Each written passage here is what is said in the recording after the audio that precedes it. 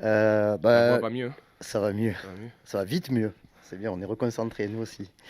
Euh, J'aimerais juste savoir comment, est-ce que par rapport à ton analyse à chaud du match, c'est toujours un peu particulier d'analyser le match à chaud. Je suppose que tu l'as revu et tu en as reparlé avec le staff. Est-ce que vous êtes vraiment super satisfait du jeu qui a été développé? C'est le premier match véritablement travaillé depuis ton arrivée. Est-ce que on sait qu'il y a une vraie marge de progression, mais à froid, comment tu l'as vécu?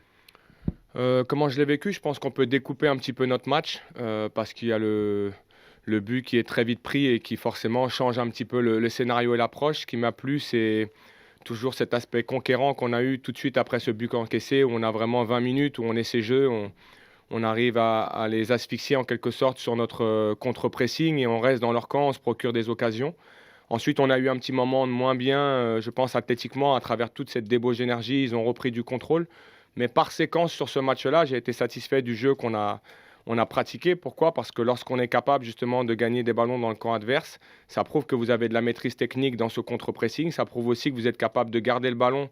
Et c'est ce qu'il y a de plus dur face à un bloc bas, de pouvoir manipuler ce bloc bas parce qu'ils ont été très bas pendant 20-25 minutes. Et il faut surtout être vraiment en préventif parce que ça allait vite devant aussi avec Hendrick. Donc je pense que tous ces aspects-là, on les a bien maîtrisés, même s'ils ont la balle du 2-0. Et comme on l'a dit, parfois un match se joue par rapport à certains scénarios. Mais à travers ce qu'on a produit en termes de séquence, je suis satisfait. Sur la constance, il faudra qu'on arrive à être bien meilleur dans le temps et ne pas avoir des creux comme on a pu en avoir sur ce match-là. Grosse débauche d'énergie et un match qui arrive très très vite, très important. Est-ce qu'on peut avoir un petit point sur le groupe, même si on a l'entraînement tout à l'heure à 16h? Bah, un petit point sur le groupe. Amine, ça sera encore trop juste. Il est en phase de réathlétisation, mais on ne veut pas prendre de risques et on veut surtout qu'il revienne à 100%. On a Quinten aussi qui a l'épaule qui est un petit peu bougé. Et sur tous les contacts, ça serait un petit peu prématuré d'entrevoir son retour sur ce match-là, mais on espère l'avoir pour le match de Toulouse à Toulouse. Ensuite, on a Tadj qui a eu aussi en Pro 2 une petite douleur à la cuisse. Et sinon, nous avons Pierre qui est suspendu. Ah oui, bonjour, Bonjour. Fabrice Lamperti de la Provence. Depuis que tu es arrivé, le maître mot, c'est l'intensité. Tu l'as dit, les joueurs le répètent aussi. Comment est-ce que tu fais avec ton staff pour te projeter vers ce match en essayant d'avoir une même intensité avec toute la débauche d'énergie qui a eu lieu dimanche? Et est-ce que ça passe forcément par du turnover? Bon, ça peut passer par du turnover parce qu'on a un groupe qui est étoffé, un groupe de qualité. Je pense que lorsqu'on a des matchs tous les 3 jours, c'est aussi la récupération et tout ce qu'on fait à l'intérieur du bâtiment et à travers le staff que nous avons, médical et le suivi des joueurs dans justement l'évaluation de leur récupération, parce que c'est ça qui est le plus important. On a souvent sur ces quelques jours beaucoup de vidéos aussi pour travailler sur l'adversaire et on va encore travailler aujourd'hui sur l'intensité. J'essaye de toujours remettre dans son contexte le mot intensité parce qu'on assimile toujours l'intensité en fait à de la course et à un volume de course. Moi, je suis sur de l'intensité mentale, sur de l'intensité tactique, c'est-à-dire d'être capable de maintenir dans le temps justement cette maîtrise qu'on peut avoir dans un match à occuper l'espace haut, mais également gérer cette intensité à travers ce que va produire l'adversaire. Et il y a une intensité tactique, une intensité technique, bien sûr une intensité de course, mais la circulation du ballon et la vitesse du ballon pour moi est de l'intensité. Donc quand on englobe tout ça, c'est là où il faut qu'on soit le plus précis possible, le meilleur possible, mais par séquence et sur ce match-là, et je trouve que jusqu'à la 95e minute, on a dégagé de l'intensité dans tous ces paramètres-là. Bonjour Habib. Vous avez travaillé pour des médias, vous savez un peu comment ça fonctionne. Voilà, les supporters, les médias, ils aiment bien analyser les performances aussi au regard du prix des transferts des joueurs. Et à l'OM, il y a Igor Pekchao qui est potentiellement le joueur le plus cher de l'histoire du club. Est-ce que maintenant que vous le connaissez au quotidien, vous avez pu le regarder en Ligue 1, vous pouvez nous dire qu'est-ce qui peut justifier ce prix et qu'est-ce qui le rend spécial, s'il vous plaît? Bah, ce qui le rend spécial, c'est ce qu'on a vu sur le match, c'est-à-dire être capable, comme il l'a fait, de marquer un but extraordinaire. Et ça s'appelle le talent. Ensuite, lorsqu'on a mis ce talent de côté, c'est la débauche d'énergie et l'intensité qu'il met dans les matchs de l'Olympique de Marseille. Avant que je sois là, c'était déjà le cas. Je suis très très satisfait de son investissement, de ce qu'il dégage humainement aussi pour le groupe. C'est quelqu'un qui a toujours le sourire et qui surtout accepte les décisions que prennent les coachs. Je prends l'exemple de Igor, il a commencé contre Brest, il n'a pas commencé contre Lyon et il n'a pas du tout changé son comportement. Il a été là pour aider l'équipe.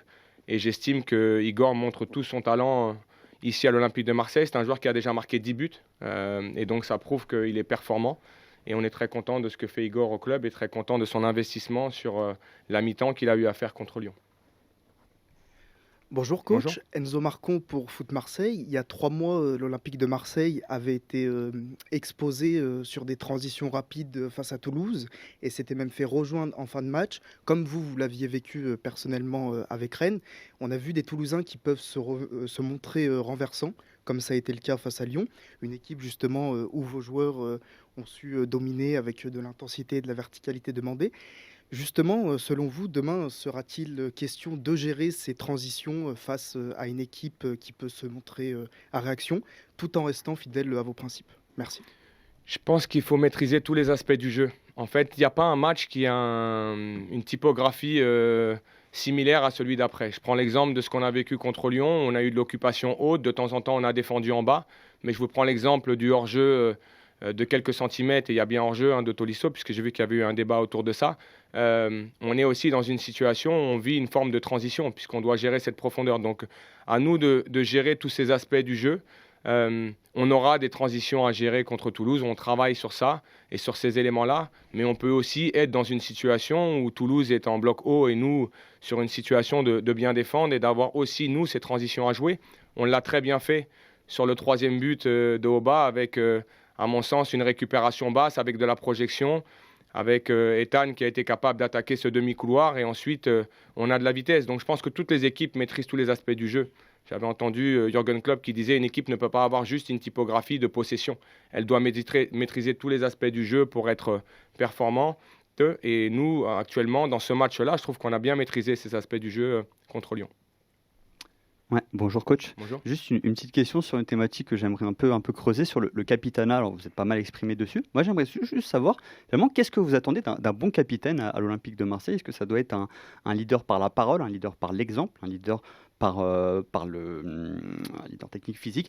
Voilà, concrètement qu'est-ce que vous en attendez, sachant que vous-même vous avez été capitaine de l'Olympique de Marseille? Alors, pour moi, ce qui arrive en dernier, c'est l'aspect technique, parce que les gens qui disent qu'un capitaine, c'est celui qui est le plus fort techniquement, tous ces aspects-là, je pense que j'ai incarné justement le fait que je n'étais pas ce joueur technique.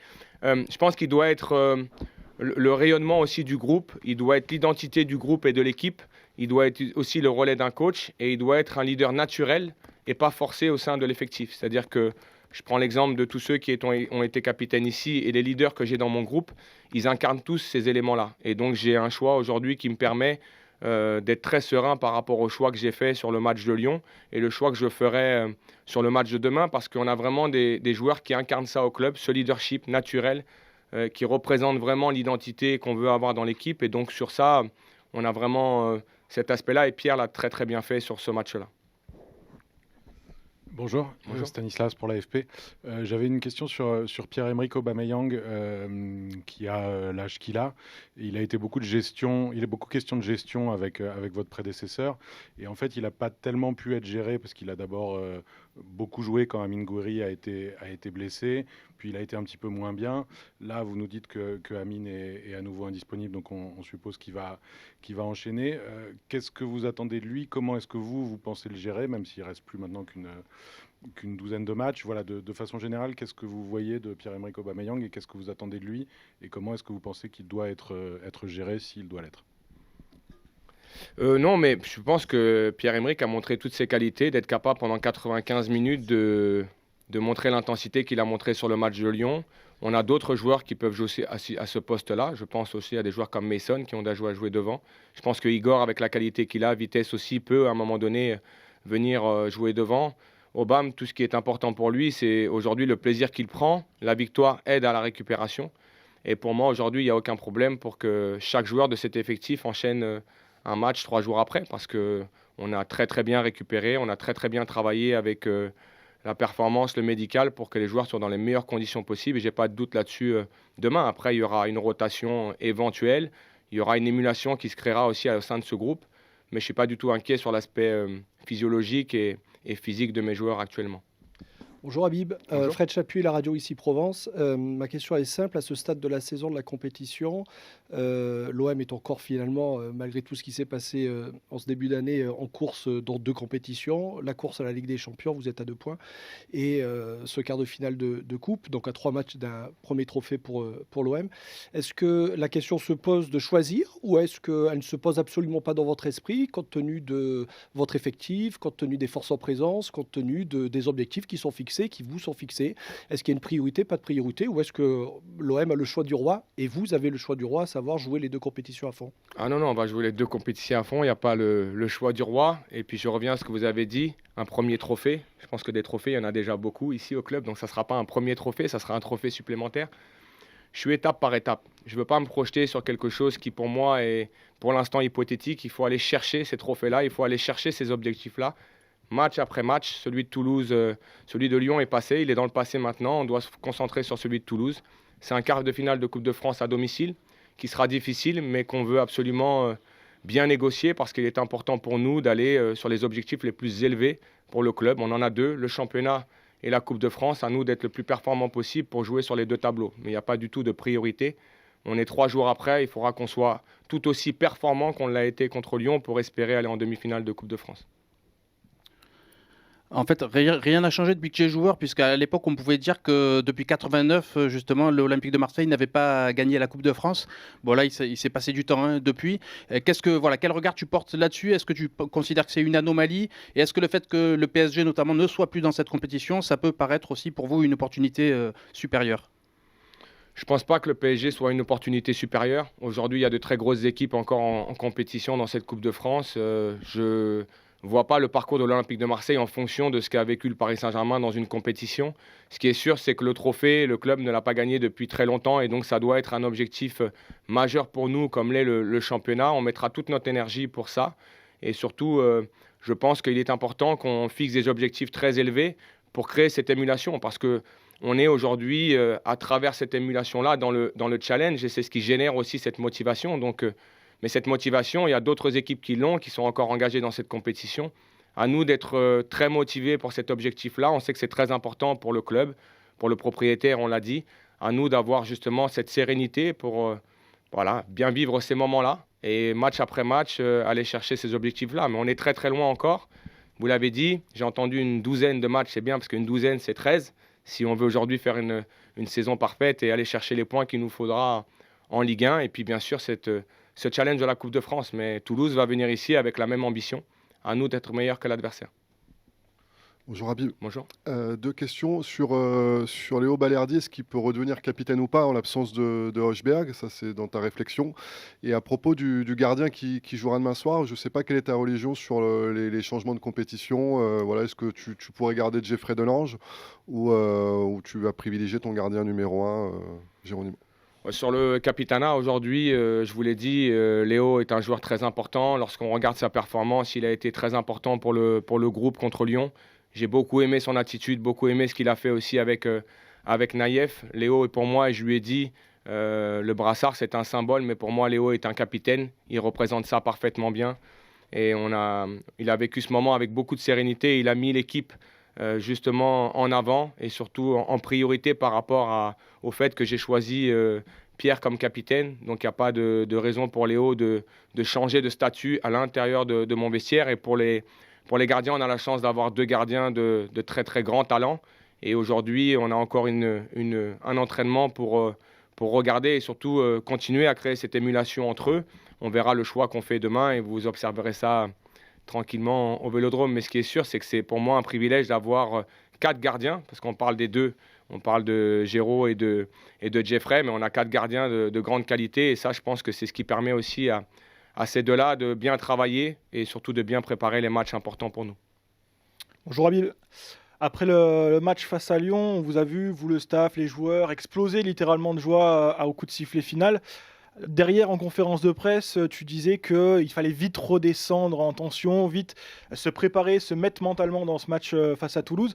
Est-ce que finalement, à l'OM, le plus compliqué, c'est pas ça, de gérer toutes ces émotions qui peuvent être très haut, mais aussi très basses? Non, pourquoi? Parce que je considère que le football est d'abord un jeu, et je le verrai toujours comme un jeu, et je le vois surtout comme un générateur d'émotions.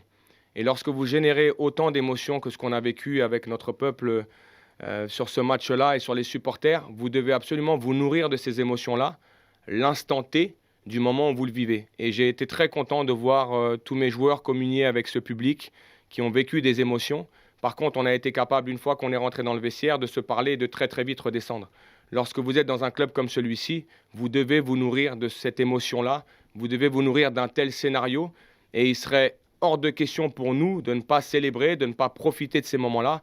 Je prends l'exemple aujourd'hui où j'ai vécu mon premier match au Vélodrome, ce sont des émotions. Très très vite, quand on est rentré dans le vestiaire, on est redescendu et on a préparé ce match de Toulouse en étant franc en émotion parce que c'est ce qu'il nous faudra. Et c'est surtout le message qu'on s'est dit avec la direction sur ce qu'on doit faire pour aborder cette fin de saison avec beaucoup de calme et beaucoup de sérénité. Donc je peux vous garantir que les joueurs ont très vite remis le travail en place et pour bien préparer ce match de Toulouse.